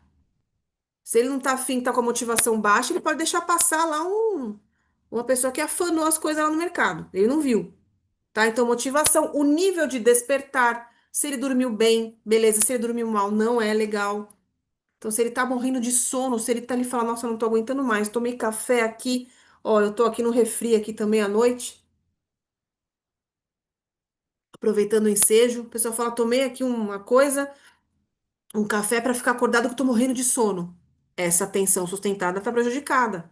Cansaço, a fadiga. Nossa, eu tô muito fadigada, tô cansada, trabalhei demais, dei plantão, 3 plantões seguidos, não dormi.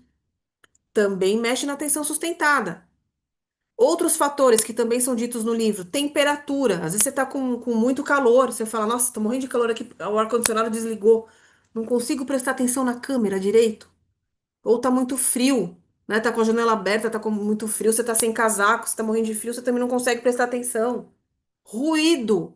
Se tá muito barulho, você não consegue prestar atenção naquela sua tarefa porque tá muito barulhão.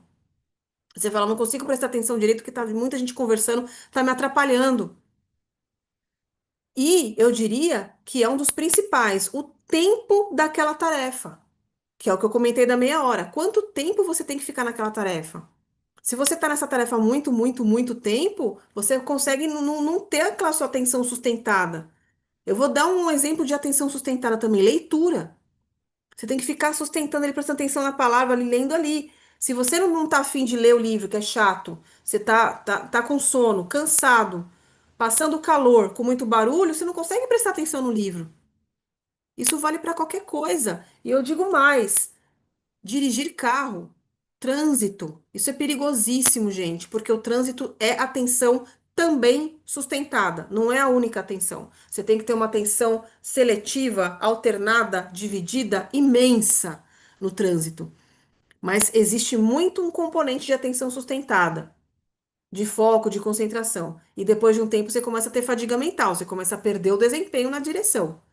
Então, a motivação influencia, de novo, o seu sono, o seu despertar, o seu cansaço, a temperatura do carro, tá passando calor, não consegue dirigir direito, muito barulho, muito tempo dirigindo. Pessoal que trabalha no aplicativo, né, carro de aplicativo, que você está muitas horas dirigindo, cansa. Você começa a ter fadiga cognitiva. É perigosíssimo o acidente de carro.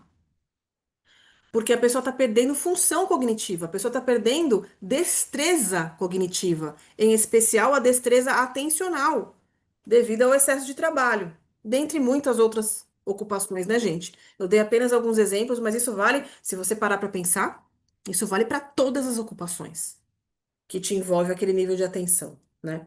E agora a gente vai para o esporte. Eu posso colocar isso aqui tudo dentro de uma competição de futebol ali. Se o atleta não está motivado, se o atleta está com sono, e aí eu vou passar todas essas questões da atenção afetadas, eu vou passar para o professor Paulo para ele comentar sobre a parte esportiva para vocês, para depois a gente voltar para finalizar o gineumo, tá? A gente está chegando aqui nas porções finais. Exatamente. Muitas das vezes as pessoas, em geral, não consideram que o jogador de futebol ele só considera aquela figura de jogador, né? Mas o jogador de futebol ele fica exposto em outros ambientes. O ambiente de casa, tem jogador que tem filho recém-nascido e ele precisa dormir cedo para poder, né, se recuperar de um treino, se recuperar de um pós-jogo, e ele não consegue descansar porque tem um bebê chorando lá. Tudo bem, é o contexto familiar, o homem participa disso tudo, mas e como atleta, eu estou falando aqui como atleta, né? Isso que é diferente da atleta feminina, porque ela tem um bebê e ela fica afastada. O atleta homem, né, o masculino, ele continua fazendo, né, uma profissão muito particular. Então, esses motivos que ela trouxe aqui, que ela elencou, né? Você tem clubes, por exemplo, como o Palmeiras, né? O Palmeiras tem um acompanhamento do sono de cada atleta, que eles colocam uma espécie de uma pulseirinha, alguma coisa, que de manhã cada jogador tem ali retirado as informações são geradas e para o pessoal da fisiologia, para eles poderem aferir a quantidade de horas que o jogador descansou, porque eles conseguem controlar melhor a qualidade do sono, porque isso influencia na atenção, né, na motivação do atleta. né? Nessa questão da fadiga, se ele está dormindo bem, é o que eu falei, no pós-jogo, no pós-treino, os atletas precisam disso, como qualquer ser humano, mas como a gente está falando de atleta, a gente precisa, o atleta precisa ter uma recuperação é, muito mais precisa, muito mais acurada para que ele possa, de fato, manter o seu desempenho ali, diminuir o risco de lesões, né? Diminuir o risco de um erro durante uma partida, né? Durante um treino também. Então, isso tudo acaba influenciando, né, o desempenho do atleta nessa questão envolvendo essa tensão sustentada, né? Porque ele precisa, né, ter isso o mais próximo, né, sempre do melhor. Né, quando tem esse decréscimo, essa redução, como qualquer outro ser humano, ele vai ter, apesar dele ser atleta, ele não é um ser fora do comum, né? Ele vai sofrer também com as mesmas coisas dentro do seu contexto profissional, dentro do esporte o qual ele está inserido. Então é importante a gente trazer o esporte, porque as pessoas têm essa. A gente falou do motorista de aplicativo, né? De vez em quando a gente vê uma reportagem que dormiu ao volante, um motorista de caminhão dormiu ao volante, né? Tem motorista de caminhão que tem um prazo pequeno para fazer a entrega do norte do país até o sul, e ele dorme muito mal, tem que, né? Enfim. Então, isso influencia nesse estado de atenção, e é importante a gente salientar isso no dia a dia com o nosso paciente. Isso pode influenciar nos quadros de dor que ele apresenta. O sono ruim pode aumentar o quadro de dor dele, pode fazer com que ele desenvolva algumas características que atrapalhem no seu tratamento no dia a dia. E a gente precisa ajudá-lo a corrigir essa rota, né, de alguma maneira, para que a gente possa fazer com que ele retorne à prática esportiva ou à prática laboral, seja qual for, da melhor maneira possível, mais proveitosa e mais rápida, né?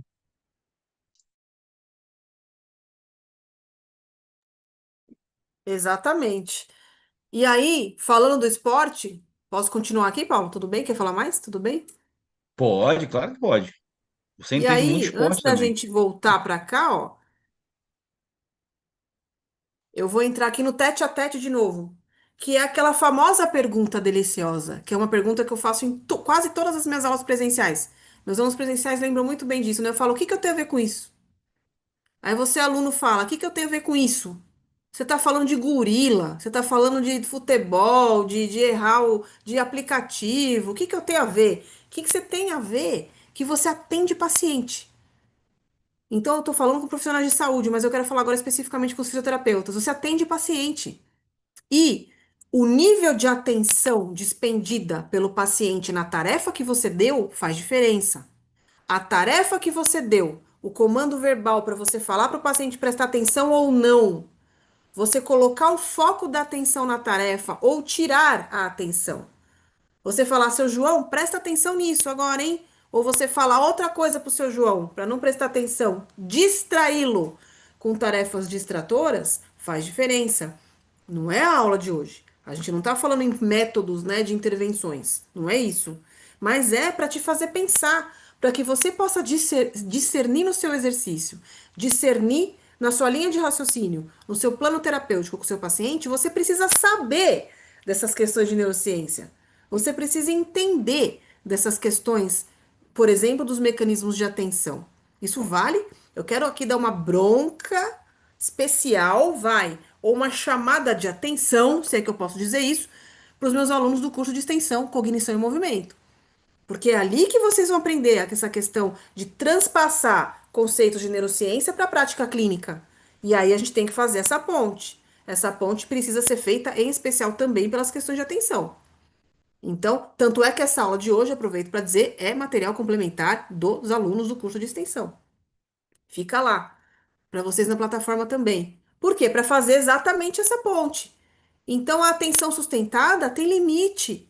Você não pode pedir para o paciente com demência prestar atenção para fazer um exercício 50 minutos. Ele não vai conseguir. Ele tem alterações de memória, ele tem alterações cognitivas seríssimas, os mecanismos atencionais estão alterados, o paciente com doença de Parkinson. Isso precisa ser gerido, isso precisa ser gerenciado. O paciente com doença de Parkinson não consegue gerir direito duas tarefas ao mesmo tempo. Isso precisa ser treinado. Senão ele perde a marcha, ele pode cair, ele pode perder o desempenho. Então, fazendo o link aqui para as questões práticas, para quem trabalha com paciente, em especial com condições neurológicas, ou para quem trabalha com atletas, isso é de extrema importância. Para quem trabalha com criança, de extrema importância, para a gente categorizar melhor esse gerenciamento das funções de atenção. Tá? E é isso que a gente está destrinchando paulatinamente, colocando alguns conceitos em xeque, colocando alguns conceitos em discussão aqui, para a gente construir um raciocínio clínico, para a gente construir um pensamento crítico sobre esse tema. O grupo de estudo serve para isso. Grupo de estudo não é só para passar informação. Passar informação eu gravo uma aula e ponho lá. Falou, ó, pessoal, gravei uma aula. Atenção, veja lá. Isso é aula. Grupo de estudo, não. O grupo de estudo é estudo. Então você lança um conceito, eu destrincho sobre ele, o professor Paulo destrincha, a gente faz em conjunto. Você está pensando aí, você tem insight, você fala: olha, vou mexer isso com o meu paciente. Olha, vou estudar mais. Olha, vou comprar um livro. Olha, vou entrar no curso da professora para aprender mais. Então, assim, coisas que envolvem uma construção de prática clínica. Tudo isso é construído, nada vem rápido, nada vem imediato. Você não vai ter um raciocínio clínico maravilhoso, muito diferenciado, se você não tiver muito estudo, muita dedicação naquele tema. A sabedoria naquilo depende do tempo de dedicação que você despende para aquele tema, você sabia? Quando vem receita de bolo pronta, quando vem coisas que resolvem em um dia, quando vem coisas que resolvem muito rápido, desconfiem. Porque a prática do conhecimento, a consolidação de um conhecimento leva tempo. A gente precisa respeitar esse tempo. Tanto tempo para produzir o conhecimento, quanto tempo para a gente assimilar o conhecimento, quanto tempo para consolidar esse conhecimento e, por fim, aplicar esse conhecimento. Então, se você, como profissional de saúde, quer aplicar o conhecimento, precisa de todos esses passos. E nós aqui, reunião a reunião, nós contribuímos com a nossa parcela ali, né, de conhecimento, de sabedoria, de expertise no assunto. No meu caso aqui, nós estamos falando em mais de 20 anos dentro da neurociência, onde a gente vai destrinchando conceitos e aprendendo juntos, porque nós, ao falar, né, ao destrinchar, ao ensinar, a gente aprende também. A gente também reforça os conceitos dentro de nós mesmos, né? E para que vocês consigam enriquecer a prática clínica. E dentro, eu sou suspeita para falar, porque é a minha paixão de vida dentro desse universo maravilhoso que é a neurociência. E aí vamos juntar com a paixão do Paulo também, que é o movimento, né, de nós fisioterapeutas, neurociência do movimento, onde deixamos para as questões neurológicas e onde deixamos para as questões esportivas, por exemplo. Então é aí que você tem a ver, tá? Quando a pessoa fala, o que que eu tenho a ver com isso? É isso. Então, agora com calma, se ficou confuso, se ficou um pouquinho apertado a conceituação, volta à aula, assiste de novo, repete, anota, leia, tá? Assista aulas para que você consiga melhorar, não só como profissional, mas como pessoa. Seja uma pessoa que tem uma mente mais aberta, mais compreensiva, mais entendida das questões. Para você parar de criticar o jogador de futebol que perdeu o gol porque até sua avó fazia. Sua avó não vai fazer. Se colocar sua avó lá, ela não vai fazer. Tá? Nem você, nem eu. Não vai fazer, tá? Vou voltar para lá para depois a gente fazer a nossa finalização, a nossa despedida. Paulo, você quer comentar alguma coisa? Eu posso para aquele slide final. Não, pode ir pro slide final lá. Vamos lá, então, só para a gente finalizar aqui. Então, alô, você que falou, puxa, adorei. Eu não conhecia o Instituto Fisioterapia Liberta, eu coloquei aqui no Geneumo, eu assisti essa reunião, adorei. Achei interessante. Veja lá, fisioterapialiberta.com.br, e nós estamos com 5 cursos de extensão reconhecidos pelo MEC, com a certificação pela Faculdade Anhanguera, que é o maior grupo educacional do Brasil, com cursos reconhecidos pelo Ministério da Educação, e que eu vou falar aqui para você que sabe, beleza, para você que não sabe, vamos falar. Formação em controle motor, teoria e aplicações práticas, aberto a profissionais de saúde, como se dá o movimento do ponto de vista neurológico, são mais de 80 aulas, tá muito completão esse curso. Ele é essencial. Eu diria que ele é um divisor de águas na formação. Não só esse, como todos. Todos os nossos cursos, tá? Capacitação em fisioterapia tem os exclusivos de fisioterapeutas, tá? Capacitação para fisioterapia em demência, que envolve fisioterapia para síndromes demenciais, é específico para fisioterapeuta e estudante. Você que é estudante de fisioterapia pode fazer curso. A gente tem aluno no segundo ano, no terceiro ano, não tem problema, porque a gente constrói o raciocínio do A ao Z ali, para você entender isso. Capacitação em fisioterapia em doença de Parkinson, idem, também exclusivo para fisioterapeutas e alunos de fisioterapia, então uma capacitação, um curso de extensão que vai te capacitar a atender o paciente com Parkinson, que são demandas extremamente importantes nesse momento de vida e de aumento do envelhecimento e aumento da incidência dessas doenças, em especial a doença de Parkinson, que é a doença neurodegenerativa que mais cresce no mundo. Tá? Então são exclusivos. Capacitação para fisioterapia no futebol também é para fisioterapeuta, estudante de fisioterapia, que curte fisioterapia ortopédica, que curte fisioterapia esportiva, para aprender a reconhecer essas lesões nos atletas, a avaliar os atletas e tratar esses atletas quando que eles retornam, né, o return to play, quais são os protocolos FIFA, o que que a gente tem, o que que é mais feito em relação à reabilitação atualmente. A parte neurológica no esporte, cognição no esporte, neuromodulação não invasiva no esporte, que inclusive são algumas aulas que eu ministro. Isso também está dentro do curso de capacitação no futebol, que é ministrado pelo professor Paulo. E aí tem uma cereja do bolo que eu sou suspeita porque eu amo demais esse curso, que é o Cognição em Movimento. Um curso inédito. Ele veio de uma disciplina da USP, que eu ministrava para pós-graduandos. Eu condensei. Mentira, eu não condensei. Eu separei essas aulas e ampliei, não foi condensado, foi ampliado para um curso de extensão, cognição em movimento, integração e implicações em reabilitação, aberto a profissionais de saúde e educação, até profissional de educação também, para saber qual é a integração entre cognição e movimento. E nós temos os cursos livres também, tá, gente? Imersão sobre o movimento humano, controle da postura, controle postural, do ponto de vista neurológico. Tem várias aulas, tá top esse curso aqui, curso livre. Pega lá, fisioterapialiberta.com.br. Sistemas de memória, que eu acabei de lançar. Curso de cognição tá lá também, curso livre. Estejam à vontade, entrem nesse ambiente de educação gostoso, importante, com todas as boas intenções do mundo que nós temos em inspirar as pessoas, em ensinar as pessoas e capacitar as pessoas a entender e atender melhor o seu paciente. E aí eu vou deixar aqui os nossos contatos. Antes, inscrição no Geneumo. Você que quer certificado de participação, né? Você que quer tirar dúvida conosco, quer falar com a gente, entrar ao vivo, vai no Zoom com a gente, inscrição no Geneumo. E os nossos contatos, Instagram. Segue a gente lá no Instagram, vai lá. Eu coloco pedaços de aula minha, a gente coloca os textos do blog, a gente coloca ali. E-mail para quem quiser falar com a gente, fisioterapialibertaoficial@gmail.com e o nosso site, que é a nossa casa, né? Entra lá na nossa casa, fisioterapialiberta.com.br. E olha, a gente falou em meia hora, né, Paulo? Que a atenção sustentada ela começa a se perder e nós estamos aí literalmente há quase 2 horas. Vamos chutar aí, vamos colocar 1 hora e meia aí, mais ou menos de Geneumo. Exatamente. O que é muito Essa aula é bom, ao né? vivo. Então você que está vendo depois, eu não sei que horas que você está vendo, mas agora para nós aqui é quase 10 da noite.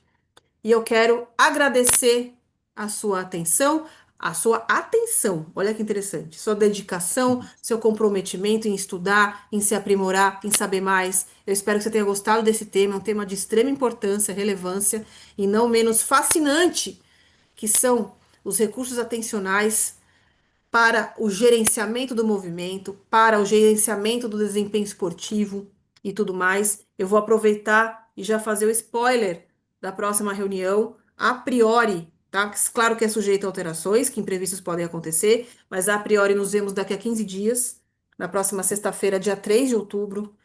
E aí nós estamos ainda no capítulo 3, cujo tema agora é limitações na seleção da resposta. Nós falamos de limitação na identificação do estímulo. Agora é limitações na seleção da resposta. Para selecionar a resposta, o que pode acontecer? Dentro da questão atencional e outras questões correlatas. Fica aí para você, para nossa próxima reunião. Eu te aguardo daqui a 15 dias. Um beijo muito especial e bom descanso para vocês. E eu vou passar a palavra ao professor Paulo também para se despedir. Então, quero agradecer a cada um de vocês que esteve aqui com a gente, assistindo, participando de alguma maneira da aula aqui. E você que vai assistir futuramente também, já que essa aula vai ficar disponível lá para você, né, poder assistir a hora que você quiser, poder consultar, né, poder participar também posteriormente com o seu comentário, né, com o seu compartilhamento. Isso é importante a gente poder compartilhar esse tipo de conhecimento, que não é um conhecimento que é divulgado assim muito comumente, né? E é necessário dentro da fisioterapia, porque isso agrega um valor imenso a quem trabalha com o movimento humano.